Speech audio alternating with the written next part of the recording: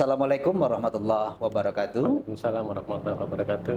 Salam sejahtera untuk kita semua. Salam Om Swastiastu, Namo Buddhaya, Wite Tung Tien, salam kebajikan. Para pemirsa kerukunan yang berbahagia dimanapun kita berada, kali ini kita akan bincang-bincang kaitannya dengan kerukunan umat beragama yang mungkin fokusnya adalah tentang keamanan dan lain sebagainya, kondisi yang ada di Kalimantan Barat. Kali ini materi kita adalah menjaga keamanan dan kerukunan perspektif sosial budaya bersama Komisaris Polisi Abdul Malik SIP, MSOS. Beliau adalah Kasubdit 3 Sosial Budaya Polda Kalbar. Selamat sore, Mas. Selamat sore. Mudah-mudahan kita semuanya sehat ya. Amin, amin. Tadi kayaknya sibuk banget nih ya. Siap. Kegiatan kita nggak ada habis-habisnya lah, apalagi jelang-jelang akhir tahun begini ya. Tahun baru sih. Tahun baru dan lain sebagainya. Siap. Ada yang kejar tayang, ada yang pengamanan dan lain sebagainya. Oke. Baik, para pemirsa yang berbahagia, keragaman di Kalimantan Barat ini memang sangat luar biasa. Tentunya berbagai macam apapun yang akan kita lakukan, kita berharap semuanya tetap aman. Amin, amin. Ya, oleh karenanya pasti itu ada negatif, positifnya dan sebagainya. Ada hal-hal yang perlu kita lakukan agar semua tetap kondusif dan aman. Siap. Nah, satu kalimat yang mungkin perlu kita cerna bersama, perlu kita tanggapi bersama kaitannya dengan apa yang kira-kira membuat Kalbar ini tetap kondusif, tetap rukun, perspektif keamanan menurut Polda Kalbar. Ya, siap. Terima kasih kesempatan ya. Ini baru pertama ini ya kami podcast berkaitan dengan itu. Sebelumnya saya ucapkan banyak terima kasih atas waktunya. Assalamualaikum warahmatullahi wabarakatuh. Salam warahmatullahi wabarakatuh. Berkaitan itu, ini adanya beberapa peran penting daripada stakeholder, tokoh agama, keamanan, ya kan? Ini yang selalu membaur dan selalu bersinergi ini di dalam menciptakan situasi Kamtibmas yang kondusif di wilayah kita. Betul. Beberapa kegiatan yang mungkin berkolaborasi antara stakeholder dengan beberapa tokoh agama, nah ini membuat kuatnya kerukunan umat beragama di tempat kita. Betul. Itu. Iya. Siap. Nah, kalau kita lihat bahwa Kalbar ini kan beraneka ragam ya. Siap. Ada suku ya, itu tidak hanya 10-20 bahkan ratusan ya kan. Siap. Kemudian agama juga ada beberapa agama yang ada di Indonesia juga semua ada di Kalimantan Barat. Kemudian adat istiadat, budaya, kemudian yang hidup secara berdampingan ya kan.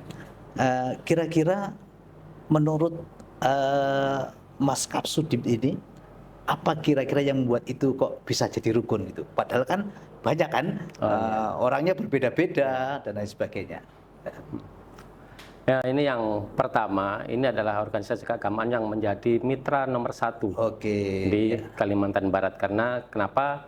Karena organisasi keagamaan adalah merupakan memiliki peran penting untuk di dalam menjaga keamanan dan ketertiban tentunya di wilayah kita. Wilayah kita, betul. Kemudian organisasi keagamaan ini juga memiliki akses langsung ke masyarakat.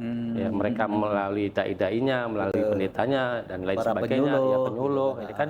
Ini langsung memberikan siraman rohani kepada masyarakat. Nah, bagaimana situasi di masyarakat yang kegaduhan dan lain sebagainya ini bisa diredam oleh tentunya organisasi keagamaan ini yang lebih mempunyai peran andil yang sangat besar. Nah, terus yang kedua juga berkolaborasi dengan pihak keamanan di mana masyarakat di dalam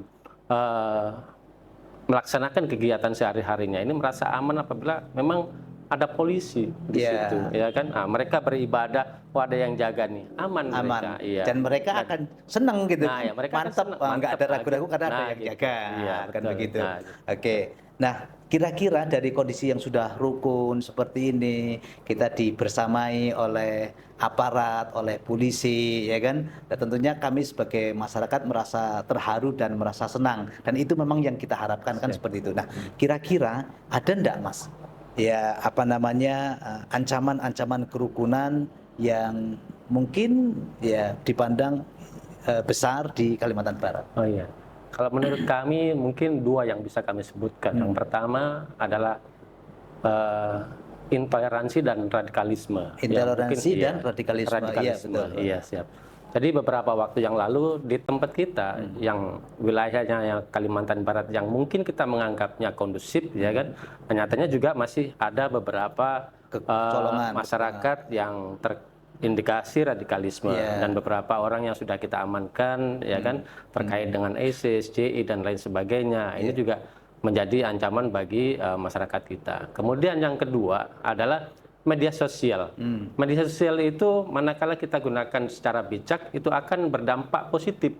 Namun demikian kalau kita tidak menggunakannya dengan bijak, ini juga menjadi ancaman yang besar. Kenapa? Seluruh berita hoax, berita yang tidak benar ini kalau disebarkan melalui media sosial ini juga akan berdampak negatif juga. Dan ini juga akan memperkeruh situasi. Nah, itu. Jadi pengaruhnya sangat besar Pengaruhnya sekali sangat besar di sekali. dunia medsos ini ya. Media sosial, betul. Nah, ini ancaman terbesar. Iya. Karena di Kalbar ini kan ya banyak ya suku-suku kita ya kan, ada suku Dayak, Melayu, Jawa, Konghucu dan lain sebagainya gitu kan. Nah, itu bisa saja digoreng-goreng oleh medsos sehingga bisa saja jadi tidak akur kan begitu. Tetapi dengan adanya ya pengamanan, pengawalan dari stakeholder yang ada, terutama dari kepolisian, berkolaborasi dengan kita semuanya, para tokoh agama, tokoh masyarakat, ini diharapkan ya memang kerukunan dan keharmonisan tetap terjaga kan seperti itu. Nah, seperti kayak macam ketika ada Gawe Dayak, semua juga menjaga, Pak Gubernur, Kementerian Agama, FKUB berkolaborasi jadi satu. Nah, itu kan nampak sangat rukunnya, sangat harmonisnya dan lain sebagainya. Nah, ini yang mungkin yang memperkuat kerukunan di Kalimantan Barat. Itu seperti itu ya, Pak.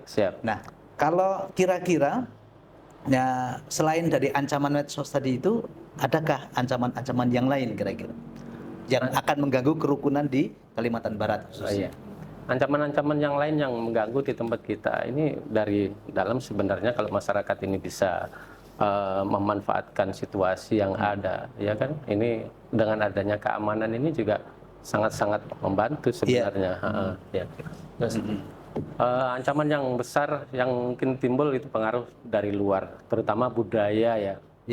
Budaya kita ini budaya ketimuran. Manakala budaya itu dari luar dibawa masuk yang mungkin tidak sesuai dengan adat istiadat ataupun memang itu jiwa kita orang Indonesia, orang ketimuran kan orangnya sopan santun, ramah tamah. Nah, ini juga menjadi ancaman. Kenapa? Nanti anak-anak ini kalau sudah terpengaruh dengan budaya luar, ini nanti juga akan masuk tempat kita dan budaya kita sendiri akan hilang. Hilang. Iya, gitu kan, sedikit demi sedikit, walaupun tidak secara gratis kan begitu. Nah, kan ini zamannya ini zaman medsos ya, zaman di era digital. Nah, kerukunan yang di Kalbar ini kira-kira dengan adanya medsos ini apakah nantinya akan semakin baik ataukah akan malah semakin rapuh? Karena kan bisa digoreng-goreng ya tadi itu kan, yang tadinya baik disetting menjadi buruk, yang tadinya buruk disetting menjadi baik. Nah, kira-kira menurut panjenengan ini gimana kira-kira? Kalau menurut saya ya kami berharapnya dengan media sosial ini akan mempermudah sebenarnya untuk penyebaran hal-hal yang positif, ya kan. Namun kemudian kembali lagi kepada masyarakat. Media sosial ini paling gampang. Mau dibuat negatif bisa, positif bisa, gitu kan. Nah, kalau kita tidak menggunakannya dengan bijak, nah ini menjadi ancaman yang besar. Dan ini juga akan semakin rapuh kalau kita tidak menangkalnya. Tapi kalau kita gunakan secara bijak, dengan bagus, dengan positif, saya rasa juga kegiatan yang positif yang nuansanya besar dan itu memang positif untuk kita, itu rasa-rasa juga bisa digunakan. Ya, ini Mas Kasudin, kira-kira ini tanggung jawab siapa untuk menangkal tadi itu agar ya semuanya biar baik-baik saja, tidak ada gorengan begini begitu sehingga akan menimbulkan hal yang tidak kita inginkan, ada saling caci mencaci, benci membenci, saling pokoknya macam-macam ya namanya di medsos. Nah, ini apakah tanggung jawab Pak Polisi ataukah tanggung jawab tokoh agama, tokoh masyarakat, atau ya tanggung jawab kira-kira gimana ini kira-kira nih? Kalau tanggung jawab terhadap medsos ini saya rasa juga tanggung jawab kita semua ya. Kita semua. Kita semua. Iya, Dari tidak hanya pimpinan, Pak Polisi tidak saja hanya gitu ya. Kepolisian saja. Iya. Tidak hanya tokoh agama saja. Tidak hanya guru saja. Guru ya. saja. Nah, ini anak-anak juga sangat mudah mengakses di handphone, di media sosial ya kan. Berita-berita yang mungkin tidak baik ini juga gampang. Apalagi anak-anak ini lebih canggih, lebih pintar daripada yang kita yang orang-orang tua begitu ya. Tua yang gaptek gitu ya. Kalau anak-anak ini cepat, asal mainnya cepat. Nah, mereka, begitu ada dapat kabar, berita dan sebagainya cocok menurut hatinya, langsung share. share. Padahal itu kan ada undang-undang IT-nya ya.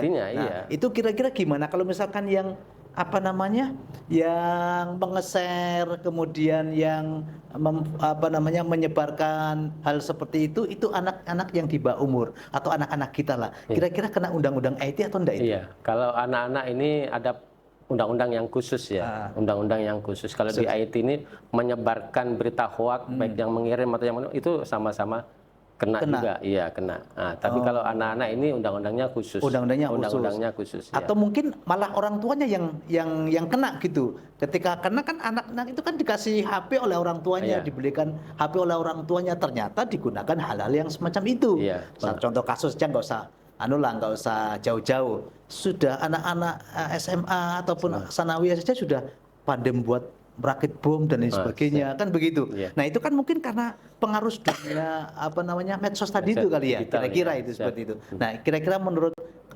kacamata kepolisian itu gimana ini? Ya. Nah itu tadi yang saya sampaikan, bahwasanya media sosial itu kalau kita bijak menggunakannya ya ini amanlah akan kita. Aman dan ini akan berdampak positif. Betul. Baik terhadap kerukunan, kegiatan dan sebagai keamanan. Nah, ini juga akan berdampak positif. Tapi kalau kita tidak bijak menggunakannya, ya itu tadi jarimu adalah harimau. Nah, kalau dulu mulutmu adalah harimau. Nah, sekarang karena kita pegangnya handphone ini ya, ini jempolmu ini adalah harimaumu. Ini juga bisa ya kan. Kita tidak melihat. Kalau melihat kita, oh ini betul nih, tinggal share padahal itu hoax, ya kan? Itu nanti muncul desinformasi dan lain sebagainya. Nah ini nanti akan diterima terus oleh masyarakat. Kalau kita semakin kenceng menyebarkan berita itu, seolah-olah ini beritanya betul. Nah ini menjadi, orang jadi percaya dan ini nanti juga akan sampai kemana? Itu nanti juga jadi hoax. Betul. Para pemirsa kerukunan yang budiman. Nah rupanya ini bisa menjadikan kita juga menjadi orang yang baik dan bahagia, tapi juga bisa menghancurkan diri kita sendiri. Khususnya kaitannya dengan penggunaan medsos yang mungkin kurang bijak, maka hati-hati. Oleh karenanya, bagi yang susah ini, ya mungkin orang-orang yang jadul-jadul, orang-orang yang tua, nggak tahu-tahu share saja gitu kan.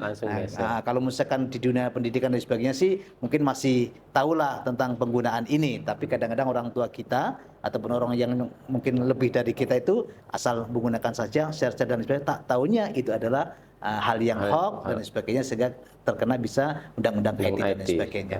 Nah, baik pemirsa yang budiman dimanapun kita berada. Tadi kita sudah banyak berbincang-bincang dengan Pak Kasubdit kita dari Polda Kalbar. Beliau banyak bergerak di bidang sosial dan budaya. Oleh karenanya kita berharap mudah-mudahan apa yang kita lakukan pada kesempatan hari ini merupakan sumbangsi kepada negara agar negara ini baik, kondusif, dan khususnya di Kalimantan Barat akan semakin baik dalam segi kerukunan dan lain sebagainya. Baik, kita akan ketemu pada segmen yang akan datang.